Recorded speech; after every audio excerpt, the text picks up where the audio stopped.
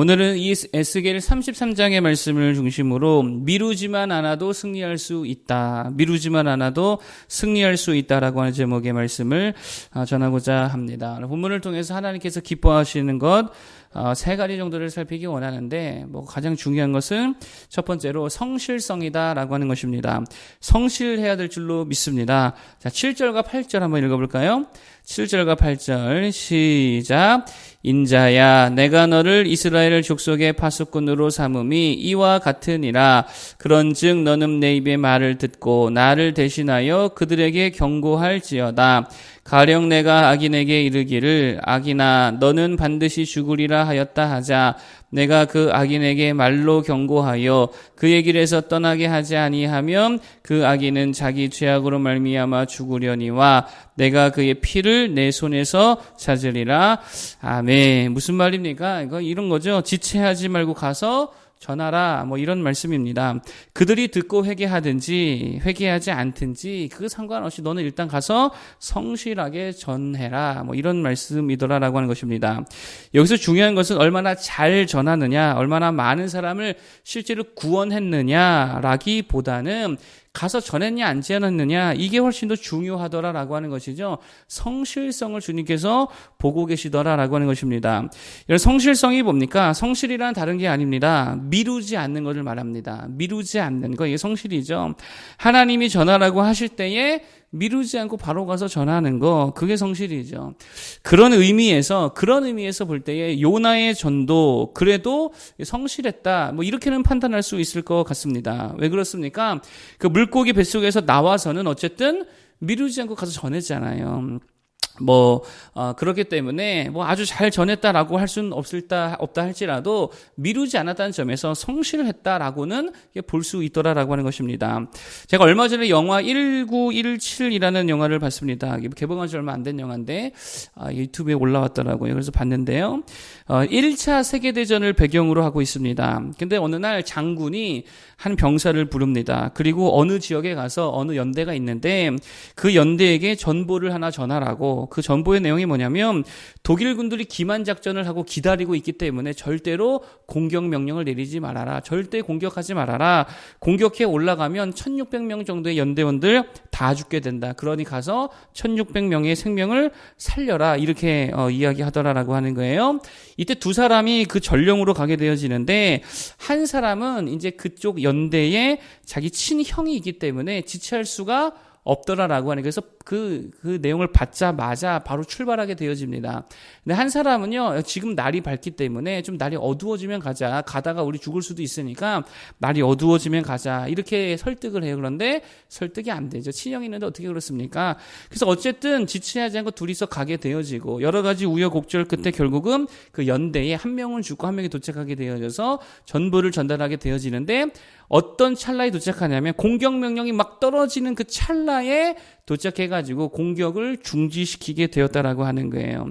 여러분 잘 보세요. 당시 1차 세계대전 양상이 어땠냐면 5분이면은요 한 대대가 다 전멸했거든요. 기관총으로 다 날리던 시대이기 때문에 5분이면 1개 대대가 전멸하는 그런 전쟁 양상이었는데 그러니까 5분 10분만 늦었어도 엄청난 목숨을 잃을 뻔했다는 거예요. 그런데 그들이 지체하지 않고 달려가서 전했더니 그 1000여 명의 생명들을 살리게 되었더라. 그런 이야기입니다.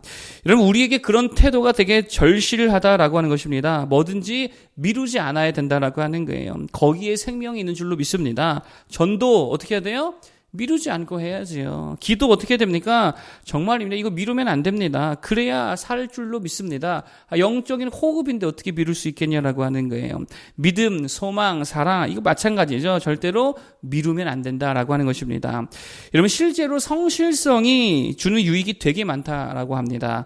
그래서 이제 실제로 연구가 있었는데 5가지의 성격 그러니까 이런 거예요. 외향성, 창의성, 친화성, 감정적 안정성, 성실성이라고 하는 5가지를 가지고 연구를 했다고 합니다. 그런데 다른 것보다 성실성이 높은 사람들이 되게 좋은 성적을 내더래요. 그리고 성실성이 높은 사람들이 범죄에 연루할 가능성이 현저하게 적더래요. 그리고 이런 사람들이 직장을 구해서 오래 다녔고 한 영역에서 정상의 자리까지 오르는 비율이 높았고 행복한 인간관계에 성공할 확률이 훨씬 더 높았다는 거예요. 심지어는 자기는 성실하지 않아도 자신의 파트너만 성실해도요, 훨씬 더 수입이 늘고 승진 가능성이 올라가더라라고 하는 거예요.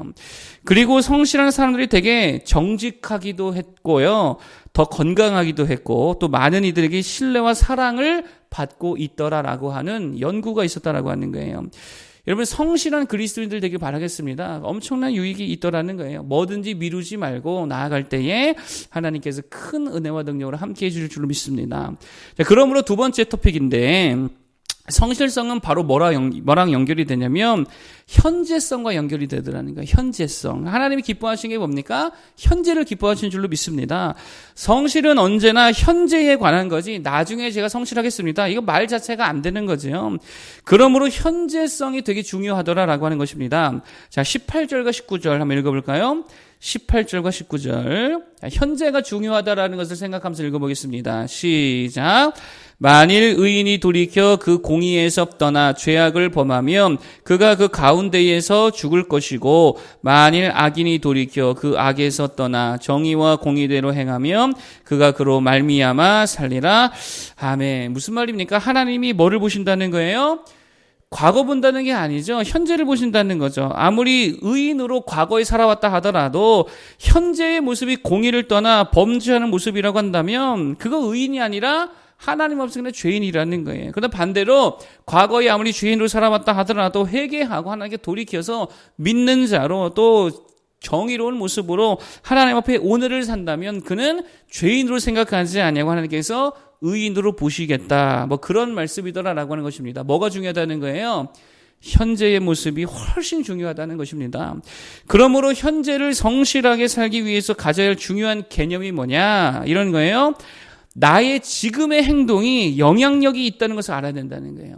지금 행동하는 그 행동이 굉장한 힘이 있다는 것을 깨달아야 될 줄로 믿습니다. 지금 전도할 때에 영향이 있는 거죠. 나중에 하겠다 이거 아무 힘이 없잖아요. 지금 할 때에 영향이 있습니다. 지금 기도하는 것이 능력이 있습니다. 지금 회개하고 지금 예배하고 지금 감사하고 찬양하고 지금 하나님께 돌이켜 믿는 자로 살아가는 게 훨씬 더 큰 힘과 능력이 있음을 깨닫는 게 되게 중요하더라라고 하는 거예요.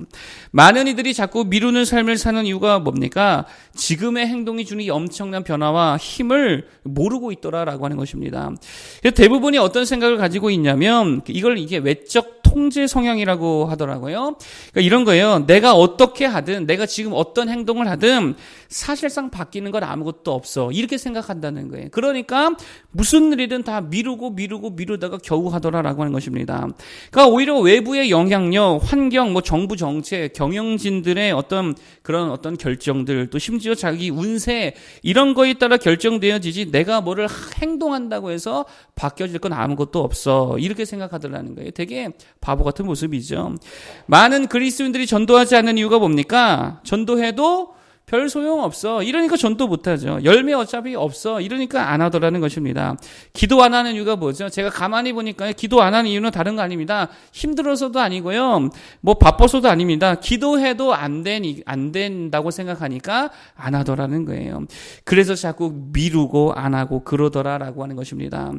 그러나 여러분, 절대로 그렇지 않은 줄로 믿습니다. 아침에 일찍 일어나는 새가 먹이를 먹는다고 지금의 행동에 엄청난 힘이 있는 줄로 믿습니다. 엄청난 변화를 일으킬 수 있을 줄로 믿습니다. 특별히 주의 일은 더더욱 그렇다라고 하는 거예요. 왜 그렇습니까? 내가 일할 때 누가 함께 하십니까? 하나님이 함께 하시잖아요. 나만 일하는 게 아닙니다. 하나님이 함께 일하십니다. 내가 전도할 때 나만 가서 전하는 게 아닙니다. 하나님이 말씀해 주시고, 내가 기도할 때 주님이 일하시고, 내가 예배하고 믿고 감사 찬양할 때 하나님께서 나와 함께 하여 주셔서 천군 천사와 더불어 일하시더라라고 하는 거예요. 그러니 눈에 보이지는 않아도 내가 지금 순종하며 행동할 때에 엄청난 능력과 변화를 일으킬 수 있더라라고 하는 것입니다.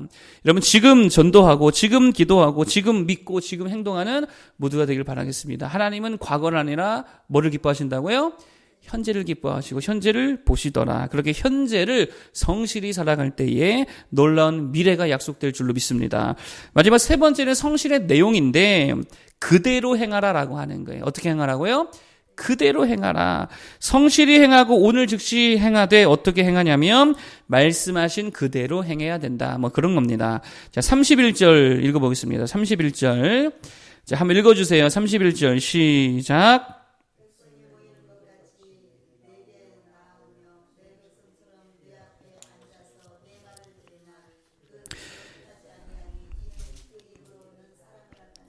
마음으로는 이익을 따름이라. 아멘. 내 말을 들으나 어떻게 행하지 아니하였다고요? 그대로 행하지 아니하였다. 이게 이스라엘의 문제였다라고 하는 것입니다. 여러분 참 어떤 부분에서는 이들이 행하기도 했겠지요. 또 말씀을 듣는 자리에 나오기까지 했다라는 것입니다. 그런데 어떻게 하지 않았다고요? 말씀하신 대로 그대로 행하지 않았다라고 하는 것입니다. 여러분 자기 임의대로 행했다라고 하는 거예요. 그러니까 망하더라라고 하는 것입니다. 여러분 그래서 우리는요 사실상 별로 이렇게 생각할 게 없다라고 하는 거예요. 여러분 전령이 생각할 게 뭐가 있습니까? 그냥 받은 메시지를 어떻게 하면 돼요? 그냥 가서 전하면 돼요. 내가 그 생각할 게 아무것도 없더라라고 하는 것입니다.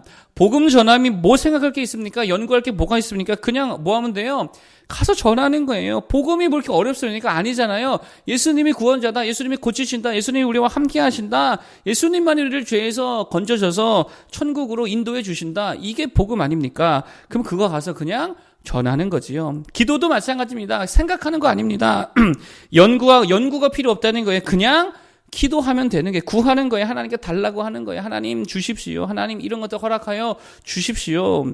생각할 게 없더라는 거예요. 모든 순종이 다 마찬가지인 줄로 믿습니다. 생각하고 할 게 별로 없다는 거예요. 그냥 그대로 순종하면 될 줄로 믿습니다. 주일에 예배하고 왜 하필 주일에 우리가 생각할 거 아니죠. 이미 다 생각하고 나온 결론이잖아요. 주님께서 다 판단해서 주신 말씀대로 주일에 예배하고 범사에 감사하고 항상 기뻐하고 이웃을 내 몸과 같이 사랑하고 용서하고 섬기고 베풀고 그냥 그렇게 생각할 거 없이 주신 말씀대로 행동하면 그것이 진정한 축복이 되는 줄로 믿습니다. 그대로 행하는 모두가 되기를 바라겠습니다. 거기에 생명이 있는 줄로 믿습니다. 자, 오늘 세 가지를 말씀드렸습니다. 첫 번째는 성실해라. 거기에 엄청난 유익이 있다 그랬죠. 두 번째로 언제 성실해야 되느냐? 오늘 현재에 성실해야 된다. 미루지 말라 그랬죠. 거기에 힘이 있어서 변화를 다 일으키게 될 줄로 믿습니다. 그리고 어떻게 성실하게 행동한다고요? 그대로 말씀하신 그대로 순종하고 성실히 행동할 때에 하나님의 큰 은혜가 임하게 될 줄로 믿습니다. 기도하겠습니다.